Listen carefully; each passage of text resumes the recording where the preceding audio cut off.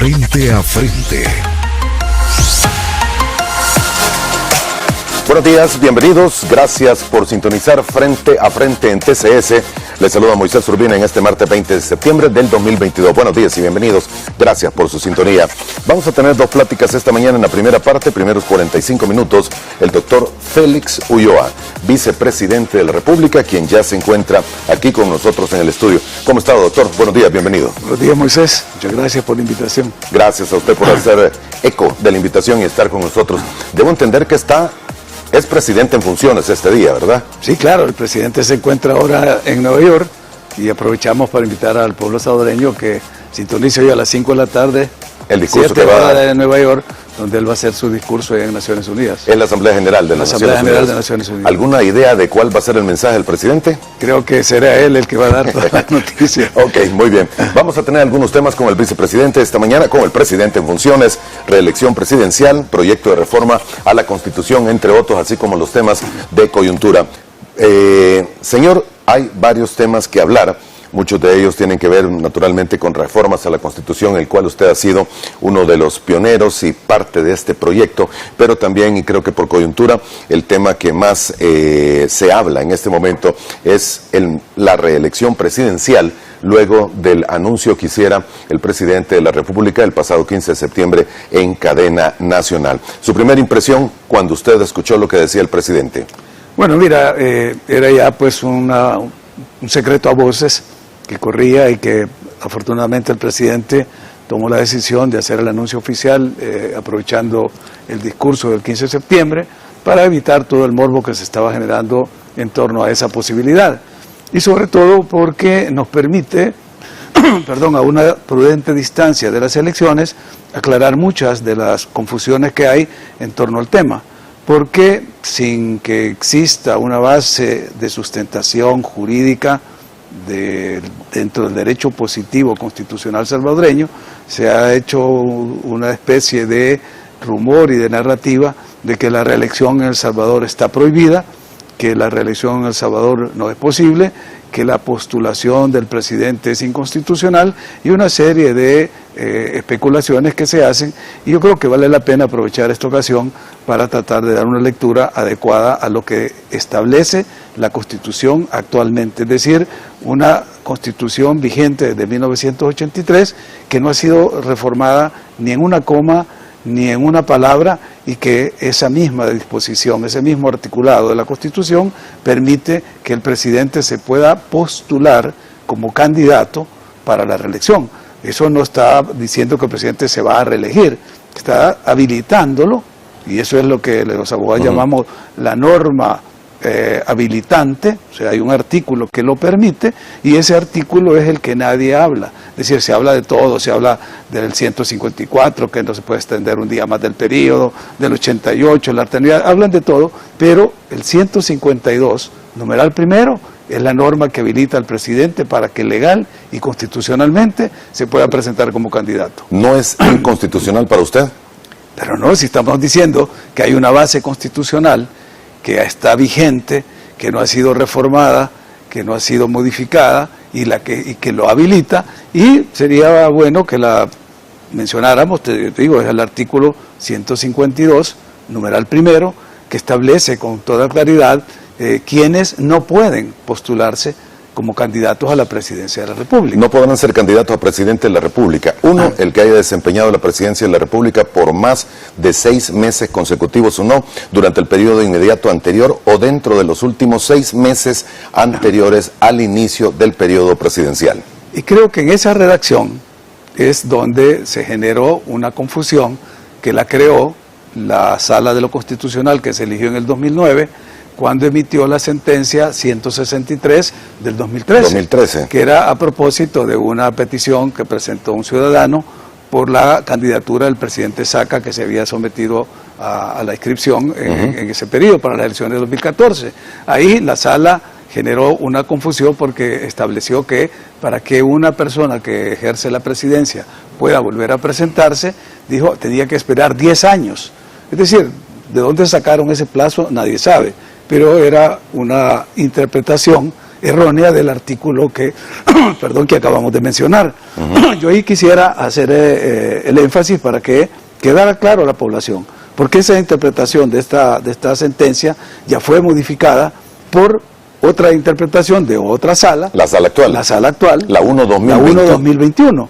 Entonces estamos frente a dos interpretaciones, y tan válida fue y se aceptó y se acató la anterior como la de ahora, que es de obligatorio cumplimiento porque es una sentencia de un tribunal. Entonces lo que queremos aquí es que la población no se sienta que está siendo impuesta de una interpretación, sino que la gente lo lea. Si tú lees, textualmente dice que no podrán ser candidatos a la presidencia de la República quien haya ejercido la presidencia durante 6 meses, continuo o no, en el periodo inmediato anterior. Entonces, si pensamos cuál es el periodo inmediato anterior al que está el presidente Bukele, es el del presidente Sánchez Serén. O sea que eso no le aplica.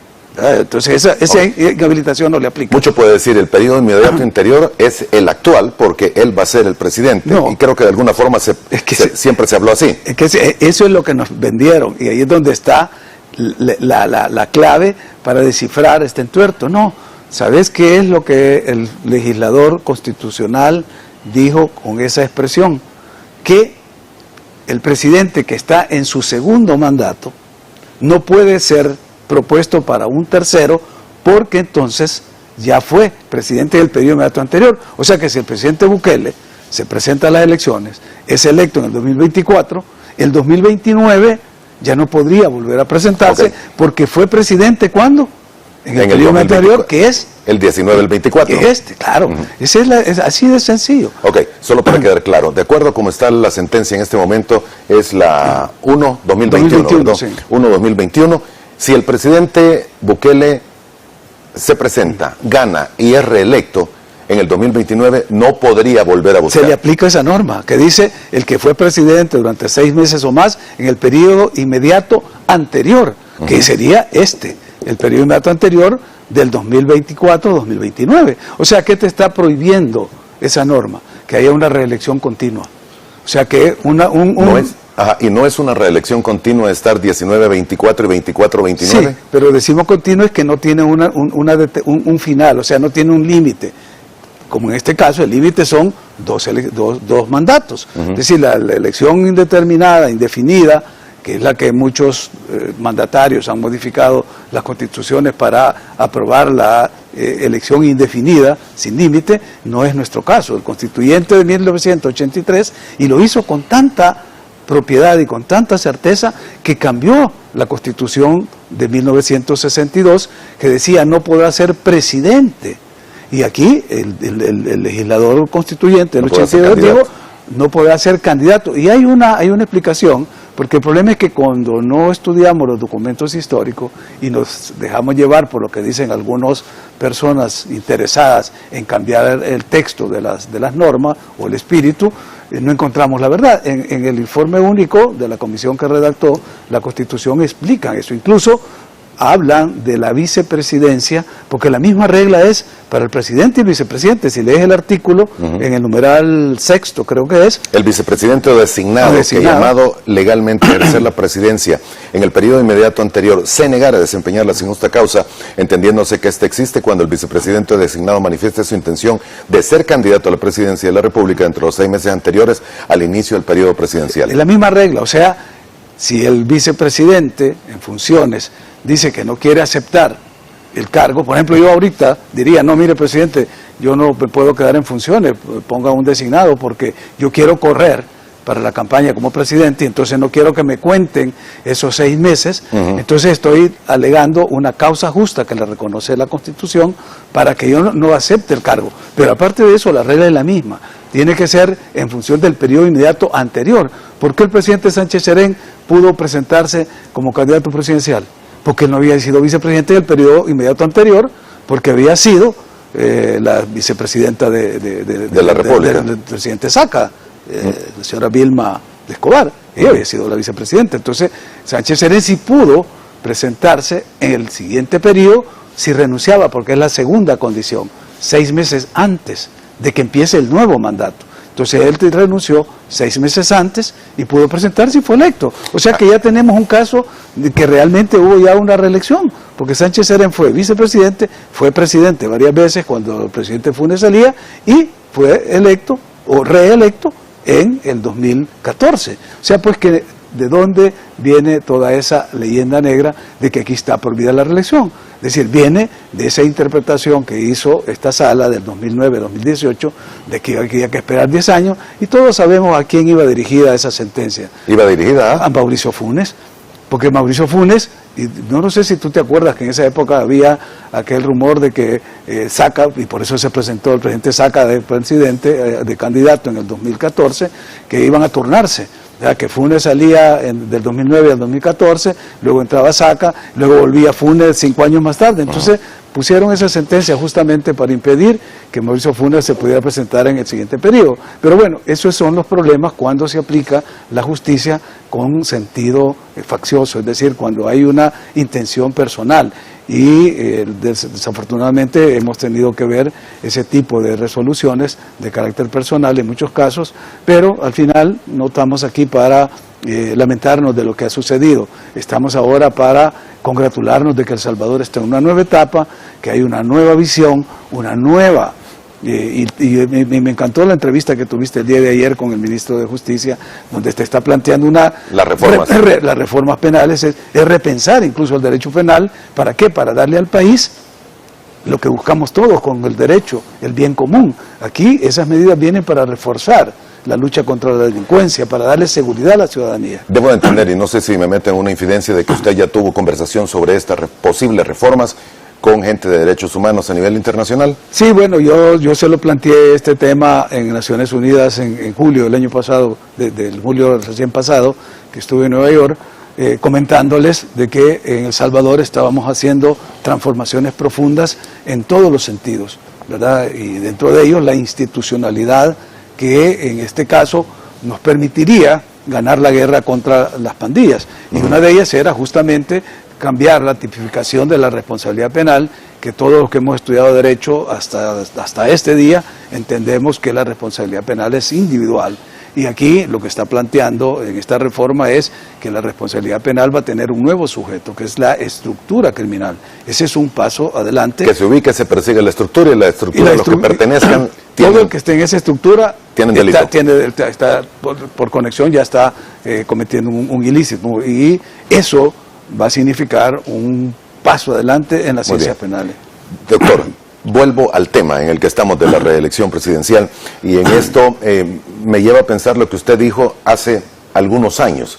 No recuerdo exactamente la fecha, pero usted, textual, bueno, palabras más, palabras menos, no estaba de acuerdo con una reelección inmediata después de haber estado en la presidencia. ¿Me equivoco? Así es. Y está planteado en la carta que nosotros le entregamos al presidente Bukele el 15 de septiembre del año pasado, ya hace un poco más de un año, donde le decimos justamente eso, que por la forma que está redactada la norma se presta a interpretaciones, y que una sala dijo 10 años, otra sala dice que no hay que esperar nada, y que para evitar que sean jueces constitucionales los que estén determinando los periodos, nosotros proponemos una redacción en la cual queda clarísimo que es lo que nosotros planteamos en ese momento. ¿Tendría que haberse hecho una reforma a la Constitución entonces, de acuerdo a lo que usted piensa? Es la que está planteada en el documento que le entregamos. No es, y entonces la interpretación de esta nueva sala no queda en el aire, así entre comillas. No, al contrario.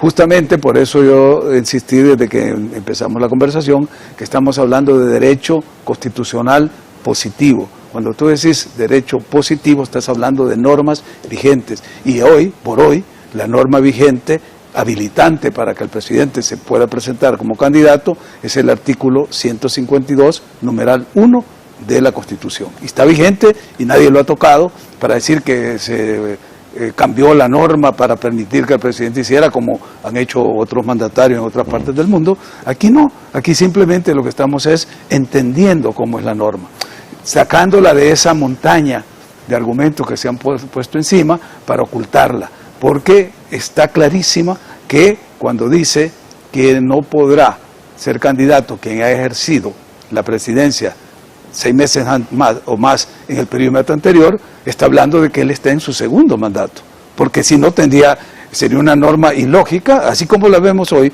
Por ejemplo, ¿quién puede ocurrirse que el presidente Bukele ejerció la presidencia en el periodo inmediato anterior, si el anterior, el que estaba de presidente, era otro partido. Algunos podrán pensar es interpretación, es semántica y es palabras. No es semántica, yo creo que esos son los temas. El problema es que nos han vendido una narrativa y se ha vuelto ya como una especie de verdad mediática, de que en El Salvador está prohibida la reelección, y el artículo ese lo deja clarísimo, y no tenemos que ir a interpretaciones, vámonos a la historia reciente, la última. Que dijo Sánchez Serén. Artículo 88, vicepresidente: la alternabilidad en el ejercicio de la presidencia de la República es indispensable para el mantenimiento de la forma de gobierno y sistema político establecidos.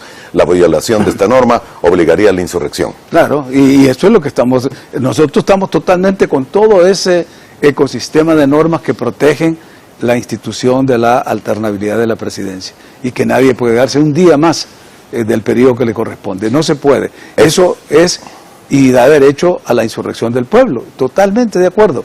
Pero estamos hablando de alguien que ocupa ilegalmente ese mandato, o alguien que no quiere generar esa alternabilidad que, como ya la vimos, en el caso de El Salvador está condicionada para 2 periodos. O sea, la alternabilidad no es automática de solamente un periodo, que es el caso de México, el caso de Guatemala, donde ahí sí es imposible, no hay ninguna forma de que un presidente pueda seguir a un segundo mandato. En El Salvador, esta norma habilitante, el 152, numeral 1, lo permite, y ya lo vivimos, porque el presidente Sánchez Serén, que fue electo en el 2014, ¿verdad?, venía del periodo inmediato anterior como vicepresidente y como presidente en funciones, que había estado ahí.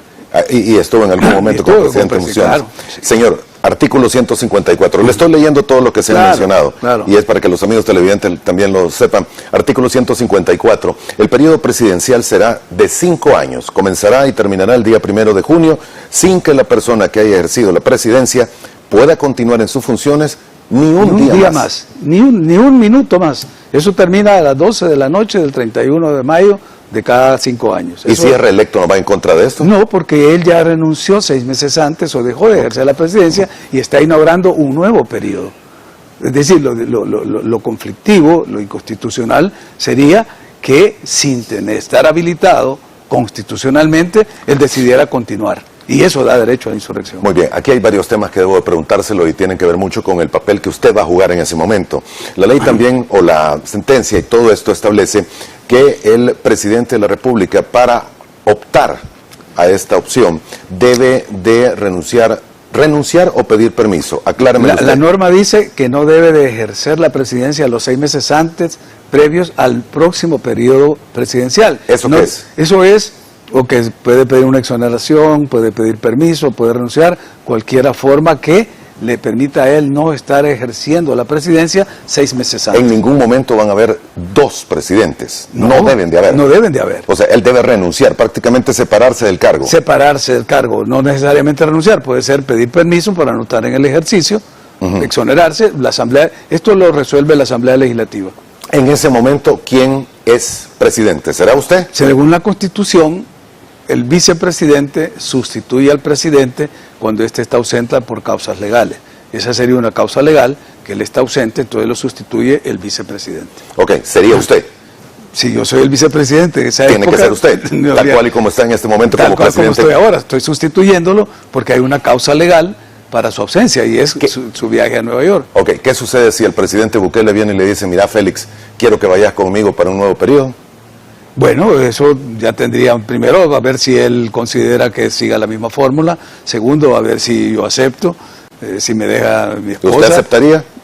Tengo que consultarlo con mi esposa, con mi familia. Viste que él, antes de lanzar el anuncio, dijo: lo acabo de consultar con mi esposa, con mi familia. Son decisiones que uno no las puede tomar a la ligera. No, pero yo creo que estos son escenarios que ya debe de haber pensado usted, doctor. Pues la verdad que no se me ha ocurrido. Sin embargo, yo creo que si seguimos la línea sucesoral constitucional, y en el caso de que se diera este escenario que tú estás planteando, tendría que asumir el cargo el primer designado presidencial. Y si el primer designado presidencial por razones legales no lo puede hacer, lo hace el segundo designado presidencial. Designados presidenciales que en este momento no hay. No hay. Y si todavía no hay ahí, pues le toca al presidente de la Asamblea Legislativa. O sea, hay una línea sucesoral en la Constitución que no permite que haya un vacío. O sea, que el Estado y el gobierno se queden sin su presidente, que como ahora, por ejemplo, el país está tranquilo, que el presidente está afuera, tenemos un gabinete de seguridad que no está garantizando la total seguridad de la población, la economía marcha como lo está haciendo, hemos aumentado las exportaciones, es decir, el país está caminando de manera positiva. Ok, ¿quiénes pueden ser designados presidenciales? Según la Constitución, el presidente tiene que mandar las ternas a la Asamblea Legislativa. Y a la Asamblea la que se los elige. Ok, pero ¿quiénes pueden? ¿Podrían ser sus hermanos? No. Ahí hay limitaciones por consanguinidad, sí, por consanguinidad y por afinidad. ¿Sus hermanos no pueden ser? Es que está prohibido en el 152. Yo no soy abogado. Pero yo te digo, si lees el 152 dice, son 7 las causales para no poder ser candidato a la presidencia, o sea, no poder ser presidente eventualmente. Y la primera es la que leímos, ¿no? La que habilita ahora al presidente Bukele. Pero luego viene las familiares por consanguinidad, por afinidad, después viene el que ha sido presidente de la Asamblea Legislativa, los militares. El cónyuge y los parientes dentro del 4º grado de consanguinidad o segundo de afinidad de cualquiera de las personas que hayan ejercido la presidencia en los casos del ordinal anterior. Imagínate que nombra a un hermano, no estaría ejerciendo la presidencia y sería violatorio del Claro. Ok, va. La sentencia 1/2021, estoy tratando de acordarme perfectamente de los nombres, señor. En el final, y estoy buscando el documento, en el final de la página 16 dice: pero lo indispensable es cumplir el mandato expreso del constituyente de otorgar la oportunidad de inscribirse como candidato a la persona que ejerce la presidencia en el periodo de inscripción, estableciendo ciertas condiciones como no utilizar el cargo para prevalecerse del mismo. Exacto. Al dejar establecida la prohibición para el vicepresidente de inscribirse como candidato y solventar el permiso o licencia que el presidente deberá tener 6 meses antes del inicio del periodo presidencial. Esa es la parte novedosa de la sentencia en relación a todo lo que vimos anteriormente. Sí. Porque tú viste que antes el vicepresidente podía decir, no, yo no voy a ejercer el cargo porque yo me voy a presentar como candidato a la presidencia. Aquí ya no podría. Este artículo lo ata a usted. La sentencia, la interpretación que hace la sentencia dice, el vicepresidente no puede decir que no acepta porque él se va a presentar a la presidencia. Eso es lo que está diciendo. A la presidencia. A la presidencia. Porque ¿A la vicepresidencia? A la vicepresidencia no. Eso está, como tú dices ahí, en la fórmula en la cual el presidente puede decir, bueno, mira, tú me acompañas, vamos, nos inscribimos en un partido, puede ser un partido político, salimos electos dentro del partido, porque tal si en el partido perdemos la interna. Bueno, sales electo, luego vas al Tribunal Supremo Electoral, te inscribe el tribunal y luego apareces en la papeleta. ¿No limita esto al dejar establecida la prohibición para el vicepresidente de inscribirse como candidato? ¿No lo limita usted a ejercer un derecho que tiene como cualquier ciudadano de poder buscar la presidencia de la República? Los derechos no son absolutos. Los derechos están regulados y hay derechos que tienen limitaciones. Entonces, este es un derecho que tiene esa limitación. Cuando tú aceptas un cargo, en este caso el cargo de la vicepresidencia, sabes que lo aceptas con las facultades, con los derechos, pero también con las limitaciones y los deberes. Eso es lo que estamos diciendo. En este caso, la sentencia es clarísima. El vicepresidente no podría competir con el presidente alegando de que él tiene el derecho también de postularse. Imagínate que estuviéramos peleados, como se dan muchos casos de los presidentes con los vicepresidentes aquí mismo en la región. Y entonces el presidente dice que va a postularse y se va por un partido. Yo digo, yo no acepto la presidencia porque me voy a ir a postular como presidente en otro partido. Eso es lo que la sentencia está limitando y prohibiendo. Ok, establece también el periodo de 6 meses, ¿verdad? 6 meses igual, sí. 6 meses antes de que empiece el próximo periodo. O sea, el 1 de junio del 2024. Okay. Para atrás, 6 meses, los 5, hasta mayo 31 van 5, diciembre. Él tendría que estar renunciando aproximadamente a finales de noviembre. 1 de diciembre ya no puede ejercer la presidencia. Ya no podría estar. No puede ejercerla. Hay otros periodos ahí que tienen que ver con el de candidato. La campaña electoral que empieza según la Constitución. Tendría que ser un mes antes. Sí, la Constitución dice que la campaña electoral para presidente empieza 4 meses antes del día de la elección. O sea que ahí contas 4 meses de febrero para atrás. Entonces o sea, es enero, diciembre, noviembre, octubre. En octubre empieza la campaña electoral. En todo caso, el presidente, si quisiera utilizar la campaña electoral, tendría que dejar el cargo a partir de octubre, porque no podría estar y estamos hablando de los primeros días de octubre. Sí, porque las elecciones son el día de febrero. El 4 de febrero. 4 de febrero. Entonces, a partir del 4 de octubre empieza la campaña. Muy bien. En ese caso, usted sería presidente de la República. Sin ninguna 8 duda, meses. 8 meses, si hay esa decisión del presidente de no usar 2 meses de campaña, porque él puede decir, no, yo no voy a hacer campaña, yo voy a seguir ejerciendo el cargo de presidente hasta el 30 de noviembre a las 12 de la noche. Y a partir del 0 a 1 minuto del día primero... No riñe esto con aquello de prevalecer y apoderarse un poco de... Ahí donde siendo presidente voy a ser candidato, exacto. Inauguro obras y abro todo lo que quiero. Ahí empieza ya un conflicto moral y político, aunque no legal, pero sí moral y legal. Y yo creo que en estos temas no solo debe de funcionar la sustancia, sino también la forma. Y una forma correcta es no estar ejerciendo el cargo de presidente siendo candidato ya inscrito. Ok, es una pregunta bastante difícil, estoy tratando de encontrar la manera de hacérsela. ¿El presidente tiene mucha confianza en usted, vicepresidente? Pues hasta ahora no hemos tenido... No, le pregunto ya más en el nivel de amistad pura, así de granítica fuerte, porque significa dejarle a usted el mando del país por 8 meses e incluso después de las elecciones, sea cuales fueren los resultados, no solamente de presidencia, sino que de diputados de la Asamblea Legislativa también, porque van a ser el 4 de febrero. Igual van conjuntas. Y después late alcaldes un mes después, en el que usted tendría el mando y las riendas del país. Bueno, eso es lo que dice la Constitución, eso es lo que normalmente se hace en un Estado de Derecho. Ya los temas personales o las actitudes o los comportamientos de los funcionarios son impredecibles. Recordémonos que hay mucha gente que llegó a los cargos con una visión y se fue transformando. El poder te transforma. Yo siempre he tratado de curarme de cualquier tipo de síndrome de ibris, que es uno de los síndromes que les pega a muchos de los que ejercen el poder, porque siempre he pensado que para mí este cargo, esta opción, esta posibilidad que me dio la historia de estar sentado y asumiendo este cargo, me va a permitir a mí cumplir, o por lo menos tratar de cumplir muchas de las aspiraciones que yo tuve y por las que luché desde mi juventud.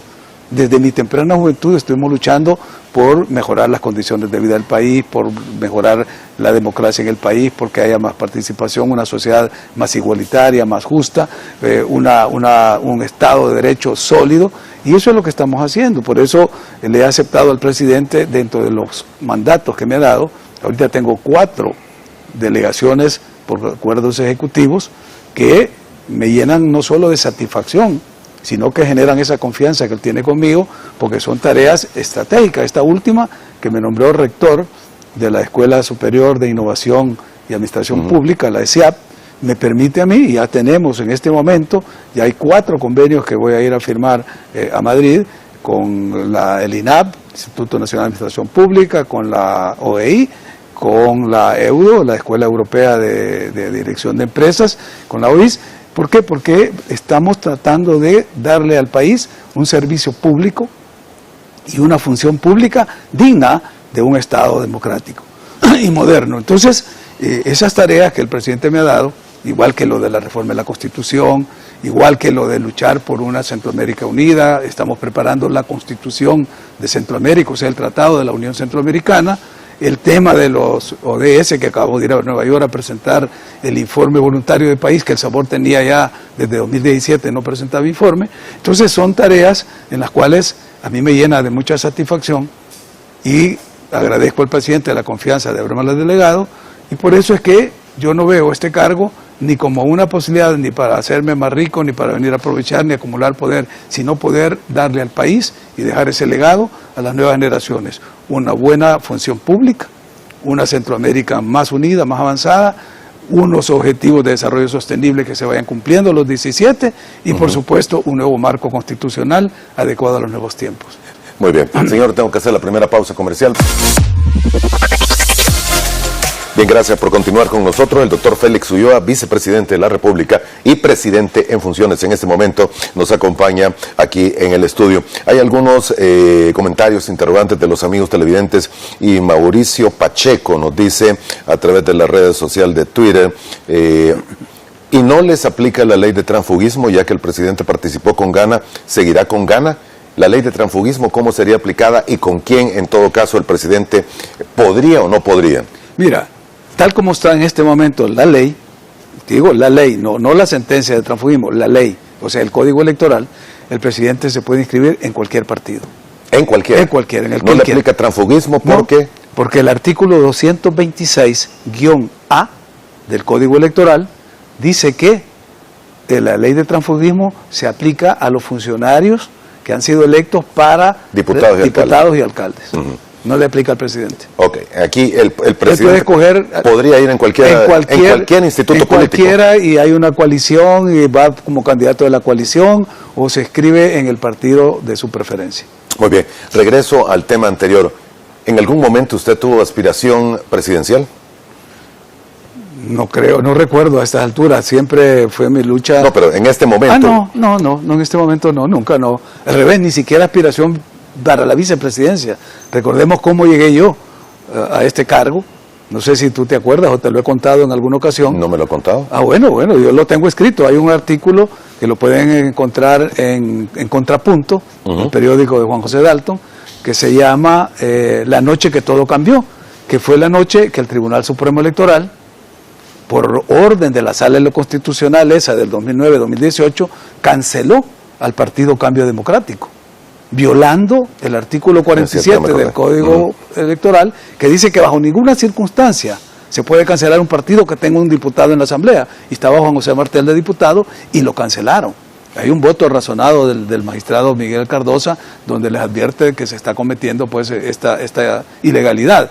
Y la Sala, que ordenó eso, lo hizo también violando el artículo 77F, creo, de la Ley de Procedimientos Constitucionales, que le daba nada más 15 días y un máximo de 10 días para resolver el caso del CD en el 2015, y lo resolvieron en el 2018.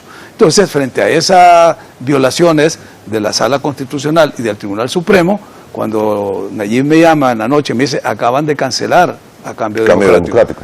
¿Y qué hacemos? Bueno, le dije, yo voy a ir mañana, pensando como abogado, voy a ir al tribunal, me voy a notificar, voy a presentar un escrito, o sea, el pensamiento típico de un abogado. A las 10:30 de la noche me llamó, me dijo, me acabo de inscribir en Ghana. O sea, que Ghana era el único partido que todavía lo habilitaba para inscribirse en sus elecciones internas. Okay. Y me llamó y me dijo, vení acá. Yo pensé que era para firmar con legal o algo. Terminar de verlo legal. No, mira, tú vas a firmar. Mira, firmar aquí porque vas a ser el vicepresidente. Vas a acompañar. O sea, pues, en mi cabeza nunca estuvo estar en un cargo de estos, porque yo creí que yo había dado ya durante toda mi vida de estudiante, de profesional, de docente, de todos los puestos que he desempeñado en mi vida profesional, lo que podía dar. Sin embargo, parece ser que la historia tenía reservado este tramo donde estoy dando cosas que nunca me hubiera imaginado. Yo la reforma constitucional la vengo planteando desde 1992. Se la planteamos a todos los gobiernos, incluyendo los dos gobiernos del FMLN. ¿Usted se la planteó? En el caso de Mauricio Funes, yo presenté un documento para que el presidente asumiera la reforma constitucional. Y en el caso de Sánchez Serén, lo hizo el doctor José Fabio Castillo, y conjuntamente le dijo, podíamos encargarnos de hacer ese trabajo. Ni Funes ni Sánchez Serén lo aceptaron. Yo se lo planteé al presidente Bukele, inmediatamente nos autorizó, y bueno, ahí está ya este producto que se va a entregar a finales de este año, la segunda versión que se está trabajando ahorita en los conversatorios que se están haciendo en las universidades. De hecho, este día hay un conversatorio en una universidad, lo estamos haciendo con las dos gremiales universitarias, AUPRIDES, que es la Asociación de Universidades Privadas, y CONARES, que es el Consejo Nacional de Rectores, y estamos llevando estos conversatorios para socializar la reforma, que la gente lo vaya conociendo. No obstante que fue un proceso abierto, inclusivo, donde solo del exterior tuvimos casi 4.000 propuestas que llegaron de salvadoreños residentes en 25 países de todo el mundo, mandaron sus propuestas. O sea, por primera vez se le estaba dando la voz a la diáspora y al pueblo llano. ¿Hay alguna fecha en la que esté programado para presentarse oficialmente? Porque en todo caso tendría, bueno, hay un año todavía para nueva Asamblea Legislativa, claro, para que pueda ser reformado y ratificado posteriormente. Esa sería la idea, de que el otro año, al inicio, ya tengamos el documento listo y el presidente hizo una decisión que el presidente va a tomar, porque la comisión me la dio él a mí y yo a él le tengo que entregar el informe. Él verá si lo archiva, lo engaveta, lo lleva a la asamblea, se lo da a 10 diputados, se lo da a todos los diputados, es decir, ya él va a tomar la decisión. Muy bien, los amigos televidentes escriben, Miguel Flores, Moisés, buenos días, felicitaciones al vicepresidente. Quiero saber, que me quede claro, si el presidente Bukele ganara un segundo periodo presidencial, ¿pudiera reelegirse para un tercer periodo consecutivo? ¿Lo permite la Constitución? Tal como está el artículo en este momento, no lo permite, porque dice: no podrán ser candidato a la presidencia el que la haya ejercido 6 meses o más en el periodo inmediato anterior. Y él ha estado 5 años, o va a estar 5 años en el periodo inmediato anterior, que es 2019-2024. Y él estaría ejerciendo el segundo mandato 2024-2029. Él ya no podría para un tercer periodo. Así como está la norma, no. A menos que se reformara esa norma o que hubiera un cambio constitucional. Muy bien. Hay naturalmente preguntas que tienen que ver con el Tribunal Supremo Electoral. El Tribunal Supremo Electoral lo único que le toca es obedecer lo que dice la sala en sus sentencias, o el tribunal como tal es la máxima autoridad electoral y podría tomar decisiones diferentes. Sí, el tribunal es la máxima autoridad en materia electoral. Ni siquiera la sala ni la Corte Suprema de Justicia están sobre el tribunal en materia electoral. No están sobre. No están sobre el tribunal. Lo que sucede es que en este momento hay una sentencia y las sentencias son de obligatorio cumplimiento. O sea, pues, que el tribunal está obligado a acatar esa sentencia. Si por alguna razón dijera el tribunal que esa sentencia le va a aplicar el control difuso de la constitucionalidad y dice que no la va a acatar porque da las razones, eso no deja firme esa sentencia, porque el artículo 77 de la Ley de Procedimientos Constitucionales obliga a los jueces que aplican el control difuso a llevar en consulta a la Sala Constitucional, y es la Sala la que define si ese juez, en este caso el juez electoral, el tribunal, tiene o no tiene razón. O sea que una sentencia de la Sala diciendo que no va a acatar esa sentencia, iría en consulta a la Sala, y lo más probable es que la Sala le diga que está equivocado porque le está rebatiendo sus argumentos. Entonces, es un caso hipotético, desde luego, pero debe quedar claro porque los mecanismos institucionales así funcionan. La primera regla es: las sentencias de los jueces se cumplen obligatoriamente, y estamos en esa situación. Si un juez, en este caso un tribunal, ponerle un tribunal díscolo, un tribunal contestatario, dijera, que lo hizo en el 2015, cuando ordenaron cancelar a Cambio Democrático, el tribunal dijo que no, y no lo canceló. Pero como era una aplicación de la Constitución, el control difuso, tuvo que mandar esa sentencia a la Sala Constitucional para que la Sala la ratificara o no. Y ahí es donde la Sala no lo hizo ni en los 15 días, que está obligado, ni en los 10 días que le habilita la Ley de Procedimientos Constitucionales, sino que la dejó. ¿Cuándo la retomó? Cuando Nayib se inscribió en Cambio Democrático. Entonces la fueron a sacar. ¿Para qué? Para ordenar la cancelación de Cambio Democrático, no por el partido. Si el partido tenía un diputado, era imposible cancelarlo, era para afectar la candidatura del presidente Bukele. Eso es lo que hemos visto, esa es la historia triste de este país, de cómo se ha aplicado la justicia de manera selectiva. Le leo alguna pregunta, por respeto a los amigos televidentes, ya lo hablamos, pero están escribiendo, todos hablamos, dice, bueno, y Unipaz hace 2 minutos escribió, todos hablamos y damos el aval de la reelección del presi, pero no hemos preguntado si Félix Ulloa irá a reelegirse como vicepresidente o cambiarán la fórmula presidencial para el 2024.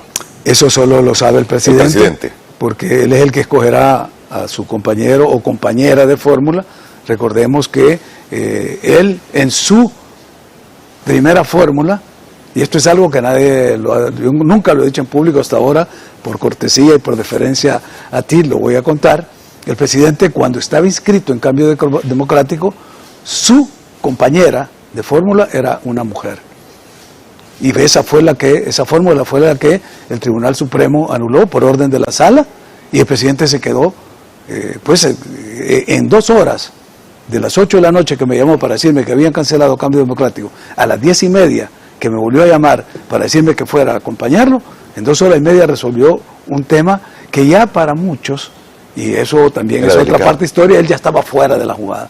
Ese ya lo habían eliminado, porque ya no había ningún partido donde él pudiera inscribirse, porque todos pensaban que ni en Ghana podía hacerlo porque ya había pasado las 4 de la tarde, dijeron, y ya se había cerrado la oficina. Y hubo alguien que dijo, yo he tenido una gente vigilando el local del partido y hasta las 12 de la noche nadie llegó a Ghana a inscribirse. Claro, porque lo hicimos en el local de Cambio Democrático, pero ya habían fiestas con champaña brindando a las 12 de la noche que Nayib estaba fuera de la contienda. Entonces, esas son las lecciones de la historia y para decirlo y contestar la pregunta, es el presidente que va a escoger a su compañero o a su compañera de fórmula para el próximo periodo. ¿Quién era la candidata? ¿Se puede saber? Ella expresamente me pidió no decir el nombre, porque es una profesional, tiene su carrera brillante y claro, un tema de esto le puede afectar pues, en su desempeño profesional. Muy bien, vamos a ver qué determinan los tiempos, hay que ver qué dice el presidente. Puede ser que el presidente diga, mira Félix, acompáñame hombre, hemos trabajado bien estos 5 años pasados, quiero que estés conmigo. Es posible, pero también puede decir, bueno mira, te agradezco mucho, te encargo esto. Son 6 u 8 meses que vamos a tener que tener ese timón y que la nave se vaya por el buen camino que lleva, porque no se puede descarrilar. Hemos diseñado todo un proyecto de nación, está contemplado en ese documento constitucional. Hemos desarrollado una serie de políticas públicas, de medidas de gobierno, que te repito, a mí me sorprende el talante del presidente, la forma en que ha ido impulsando cada una de las grandes medidas.